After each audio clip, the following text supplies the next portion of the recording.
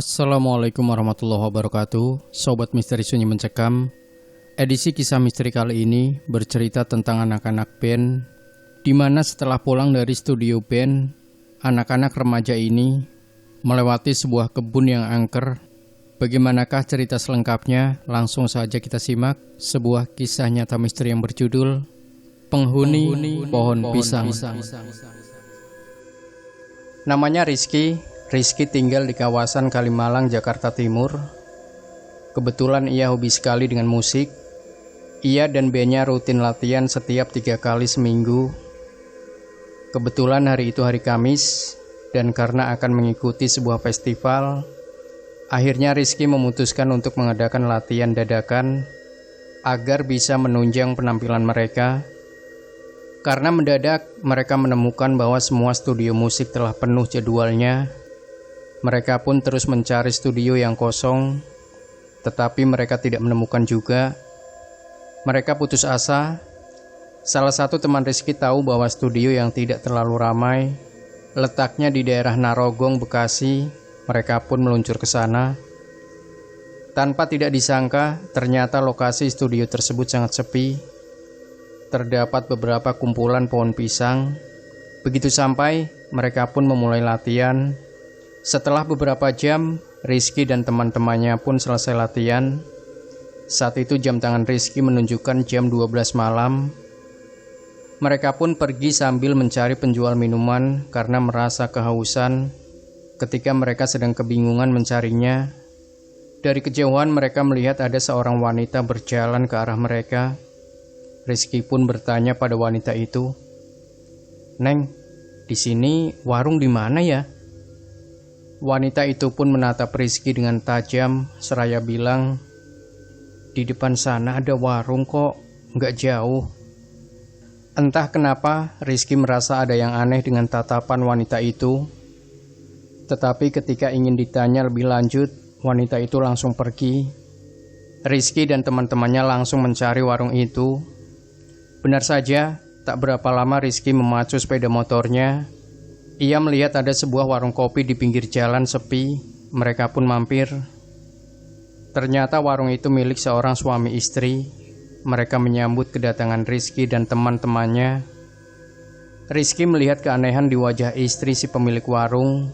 Wajahnya seperti pucat dan lebam. Mungkin saja ia sedang sakit, pikir Rizky. Rizky dan teman-temannya bercengkrama di warung itu. Tetapi selang beberapa saat, Rizky melihat ada seorang kakek menatap tajam ke arahnya dan teman-temannya. Wajah kakek itu amat menyeramkan. Seakan-akan kakek itu menyimpan sesuatu. Karena penasaran, Rizky pun beranjak dan menghampiri kakek itu untuk menyapanya sebagai basa-basi. Kakek itu berada sekitar 10 meter dari warung tempat Rizky dan teman-temannya berada. "Assalamualaikum, Kek. Ada apa ya? Kok kakek berdiri di sini?" tanya Rizky sopan. "Suruh teman-teman kamu pergi dari sana," jawab si kakek dengan tegas. Rizky pun menolak perintah si kakek. Kakek itu terlihat tidak suka dengan jawaban Rizky. Tiba-tiba kakek itu menampar Rizky. Secara refleks, Rizky emosi kepada si kakek.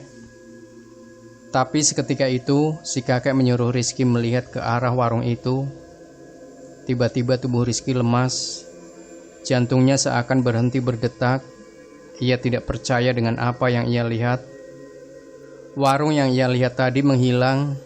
Rizky hanya melihat sebuah kebun pisang. Teman-teman Rizky pun hanya duduk di bawah pohon-pohon pisang.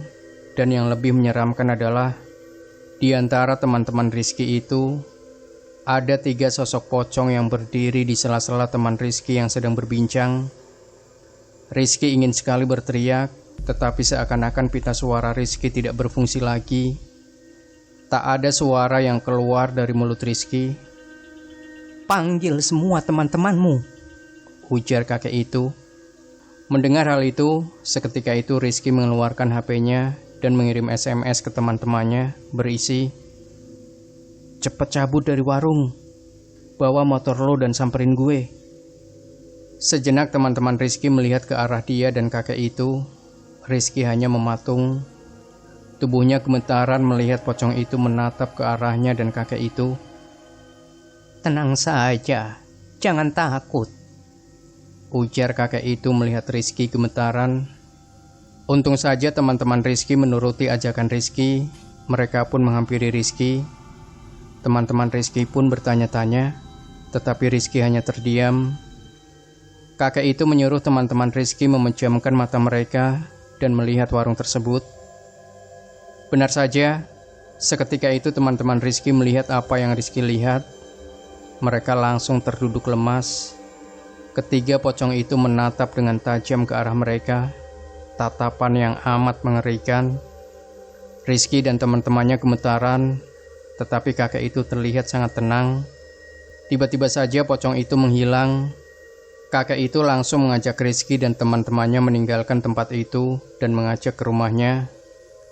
Begitu sampai, Rizky dan teman-temannya didoakan oleh kakek itu. Tujuannya agar mereka tidak diikuti oleh penunggu kebun pisang itu dan juga agar mereka tenang. Ketika keadaan sudah tenang, kakek itu memperkenalkan diri. Dia adalah kakek Rosid, seorang petani yang punya ilmu kebatinan. Kakek Rosid sudah memperhatikan Rizky dan teman-temannya ketika mereka sedang bertanya kepada seorang wanita yang ternyata adalah sesosok kuntilanak dengan lidah menjulur panjang. Saat itu kakek Rosid tahu bahwa makhluk itu berniat jahat. Oleh karena itu, kakek Rosid mengikuti mereka. Menurut kakek Rosid, kawasan itu memang angker. Sudah banyak orang-orang yang dijahili oleh penghuninya, yaitu sesosok pocong. Mendengar hal itu, Rizky seakan disambar petir. Ia tidak menyangka bahwa wanita yang ia temui dan pemilik warung itu adalah makhluk halus. Malam itu, Rizky dan teman-temannya menginap di rumah kakek Rosid. Barulah keesokan paginya mereka berani pulang. Hingga beberapa hari setelah kejadian itu, Rizky masih terasa ada yang mengikuti. Tapi untung saja itu tidak berlangsung lama. Hingga saat ini, Rizky tidak bisa melupakan kejadian itu. Ia menjadi trauma dengan kebun pisang. Demikian Sobat Misteri Sunyi Mencekam. Jangan lupa berikan komentar Anda, like, share video ini, subscribe channel Sunyi Mencekam, dan kembali nantikan cerita-cerita misteri terbaru dari kami. Wassalamualaikum warahmatullahi wabarakatuh.